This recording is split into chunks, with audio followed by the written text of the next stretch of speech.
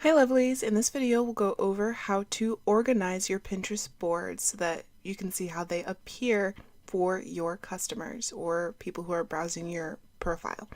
So right now I have it in the drag and drop setting because I like for my more recent collections to be put first. As you can see, the most recent collection I've been pinning has been the Winter Berry collection. If I wanted the Lovely collection first, I would just drag it. I'll probably drag this one backwards. Drag it and drop it. So you can see it's a drag and drop editor when I've selected drag and drop over here. If I wanted just the most recent board that I've saved to be first, I'd click last saved to. And as you can see, the last board I saved to was this group board for planners and planner stickers.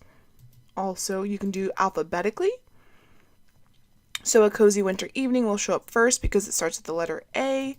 Another option is the newest board that was created, and the most recent board that was created was my Build a Handmade Business board. Or you can do the oldest. I don't even know. Okay, so this oldest board here is Etsy finds because they created their board before I started, actually before I started my business, I believe. So these are going to be older. My first board that I created for my business is this Let's Plan Weekly Stickers board, but I do prefer the drag and drop method.